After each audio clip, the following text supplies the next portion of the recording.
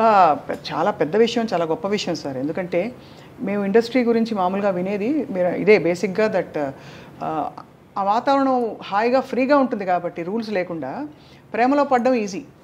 ఎవరినైనా ఇష్టపడడం. అందులో మీ చుట్టూ ఉండేవాళ్ళు అందమైన హీరోయిన్లు అందరూ. అవును. సో అది మీరు చాలా ఫోకస్ చేసి మరి ఇలా ఉండడం అన్నది చాలా పెద్ద విషయం సార్. మోస్ట్ మీతో పాటు నటించిన హీరోయిన్స్ అందరిలో మోస్ట్ గ్లామరస్ ఎవరని మీరు అనుకున్నారు సార్? గ్లామరస్ అంటే మీకు సరైన జోడి. గ్లామరస్ అంటే శ్రీదేవి అంత గ్లామర్ ఎవరికీ లేదండి. చాలా అందంగా ఉండేవారు కదా సార్. చాలా ఎక్సలెంట్గా ఉండేది. ఆ కళ్ళు, అసలు ఎక్స్ప్రెషన్, ఫేస్, మంచి పర్సనాలిటీ. నాకు ఈక్వల్గా ఉండేది హైట్. అమ్మాయి కూడా 5'7", 5'8" ఉండుంటుంది. నేను 5'8" హాఫ్. అమ్మాయి కూడా దగ్గర దగ్గర 7.5, 8 ఉండుంటుంది. Personality, behaviour, wonderful behaviour. ఎప్పుడు ఒక తప్పుగా మాట్లాడటం నాకు కానీ ఏదైనా చిలిపి పనులు చేయటం కానీ అట్లాంటిది ఏమి ఉండేది కాదు. ఆ తర్వాత అంత అందగా ఎవరు అంటే దీప గారు కూడా చాలా అసలు ఎంత అందంగా ఉండేది. కాకపోతే ఏంటంటే వాళ్ళ అమ్మ ఎప్పుడు పక్కన బ్యాగ్ పెట్టుకొని బ్యాగ్లో అన్ని బిస్కెట్లు, ఈ చీడిదిళ్ళు, బాదం పప్పులు ఇవన్నీ తెచ్చిపెట్టి షార్ట్ చేసి రాగానే పెట్టేస్తూ ఉండేది. అంటే ఆ అమ్మాయి బాగా ఎర్లీ ఏజ్లో వచ్చింది. ఏదైనా అంటే ఎవరిని అడిగితే 16 years 3 months బాబు అనేది.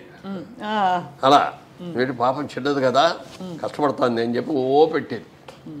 ఆ పెట్టడం మూలంగా కానీ లేకపోతే అమ్మాయికి ఏదో ముందే ఆర్టిస్ట్ చేయాలనే ఆలోచన ఉండి కొంచెం స్టెరాయిడ్స్ ఏదో ఇచ్చి ఇది కూడా చేశారని అంటారు. ఎంతవరకు తెలియదు. దానివల్ల కానీ అమ్మాయికి బాగా బాడీ వచ్చేసింది తర్వాత. లేకపోతే చాలా అద్భుతమైన యాక్టర్ అయ్యాడు.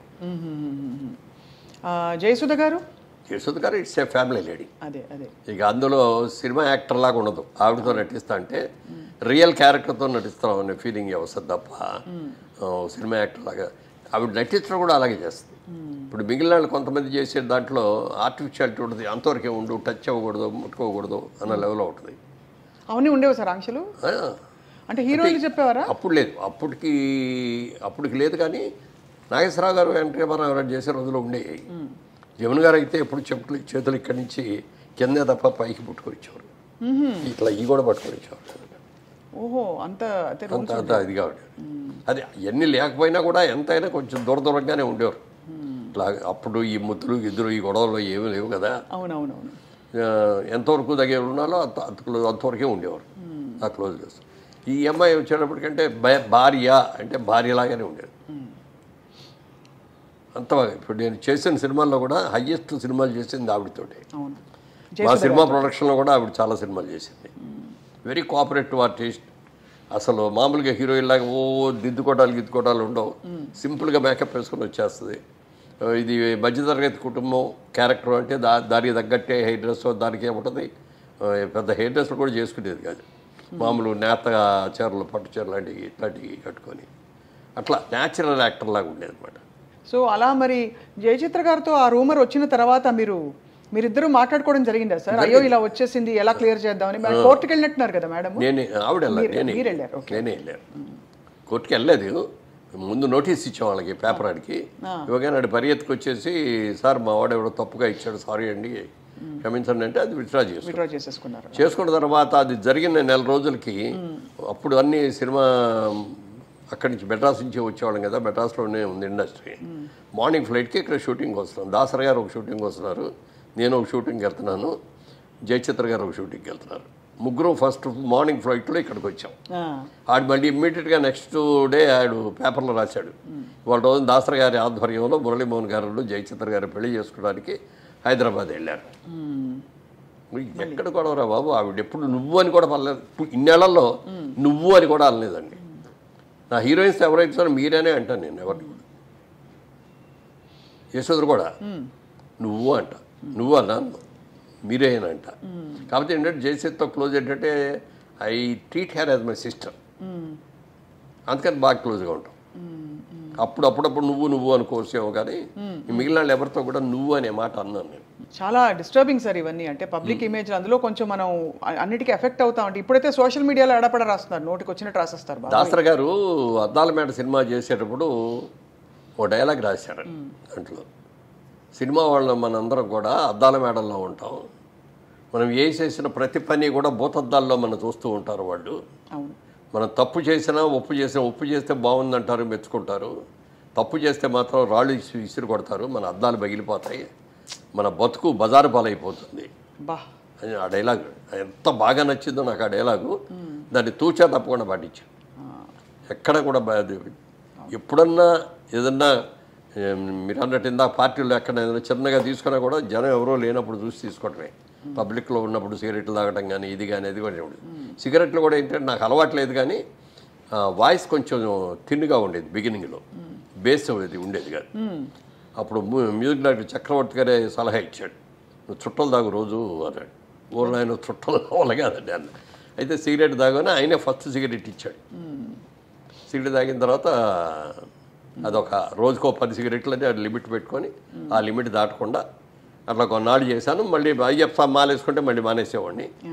మళ్ళీ మాల అది తీసేసిన తర్వాత తాగాడు. ఒక రోజున అనిపించింది, అయ్యప్ప మానేసాము కదా, 30-40 రోజులు మానేసాం, ఎందుకు కంటిన్యూ చేయాలి అని అనుకున్నాను. అంతే మళ్ళీ మానేసాం. అంతే అక్కడి నుంచి అది కూడా బంద్, అంతే కట్. సార్ ఇప్పుడు మీకు కృష్ణ గారు చాలా ఆత్మీయులు. కృష్ణ గారు విజయ నిర్మల్ గారు పెళ్లి చేసుకున్నప్పుడు మీరు సీన్లో ఉన్నారా? అంటే అప్పటికి నేను లేదు. అప్పటికి మీరు లేదు. అప్పుడు నేను ఆర్టిస్ట్ కాదు కానీ మీకు ఫ్రెండ్గా పరిచయం కదా అంతకుముందు కాలేజ్ నుంచి. మీరు ముక్కులు వేలేసుకున్నారు, అయ్యో ఇలా చేశారేంటి అని కొంచెం ఫీలింగ్.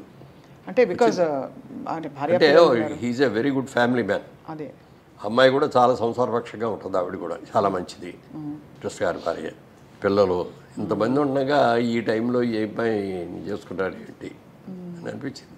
కానీ మీరేమి ఇంటర్ఫియర్ అయ్యేవారు కదా, ఎందుకంటే చాలా మంది విషయాలు. పెద్ద హీరో అయిపోయాడు, మనం వెళ్ళి నువ్వు ఇది చేసేది బాగాలేదు అని మనం చెప్పలేదు. మనకి అందరికి జనానికి తెలిసేటప్పుడు పెళ్లి చేసేసుకున్నారు.